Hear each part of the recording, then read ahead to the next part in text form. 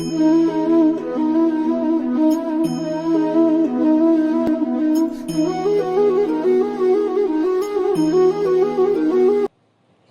कृष्णा। महाभारत को वैसे तो धर्म युद्ध कहा जाता है और धर्म की रक्षा के लिए भगवान विष्णु हर युग में अवतार लेते हैं और उनकी सहायता के लिए दूसरे देवता भी विभिन्न स्थानों पर जन्म लेते हैं। द्वापर युग में जब भगवान विष्णु ने भगवान श्री कृष्ण का अवतार लिया, तब ब्रह्मा जी के आदेश से देवताओं ने भी जगह जगह जन्म लिया ताकि धर्म स्थापना में वो भगवान श्री कृष्ण की सहायता कर सकें और उनके सहायक बन सकें। अभिमन्यु महाभारत काल के वीर योद्धाओं में से एक थे। अभिमन्यु हर व्यक्ति के लिए एक प्रेरणा है। इस योद्धा ने महाभारत के युद्ध में अकेले एक पूरे दिन उन सभी योद्धाओं को रोक कर रखा था जो अकेले कई सेना के बराबर थे, और यही कारण है कि युद्ध पर लड़ते लड़ते वीर गति को प्राप्त हो गए। भगवान कृष्ण ये सब खड़े होकर देखते रहे, लेकिन एक उद्देश्य को पूरा करने के लिए यह किया गया था, इसलिए उन्होंने उनकी सहायता नहीं की। जब धर्म की रक्षा के लिए देवताओं ने धरती पर अवतार लिया, तब अभिमन्यु के रूप में चंद्रमा के पुत्र वर्चा ने जन्म लिया था।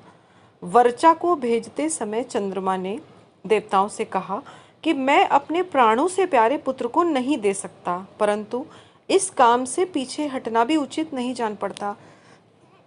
इसलिए वर्चा मनुष्य तो बनेगा, परंतु अधिक दिनों तक नहीं रहेगा।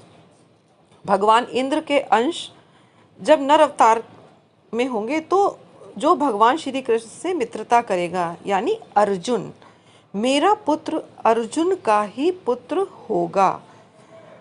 चंद्रमा माँ ने अपने पुत्र वर्चा के लिए देवताओं के सामने यह शर्त रखी कि भगवान कृष्ण के सामने ही मेरा पुत्र चक्रव्यूह का भेदन करेगा और घमासान युद्ध करते करते बड़े बड़े महारथियों को भी चकित कर देगा, परंतु दिन भर युद्ध करने के पश्चात शाम तक उसकी मृत्यु होगी और वो वापस मेरे पास आ जाएगा। यही कारण कि वीर अभिमन्यु महाभारत का युद्ध करते करते वीर गति को प्राप्त हो गए और श्री कृष्ण चाहकर भी कुछ नहीं कर पाए।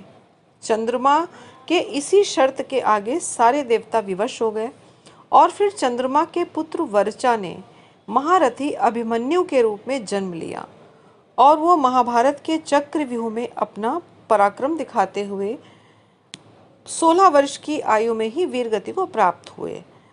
यही कारण है कि श्री कृष्ण जी ने अभिमन्यु को नहीं बचाया। हरे कृष्णा कृष्णा कृष्ण हरे हरे, हरे राम राम राम हरे हरे। जय जय श्री राधे।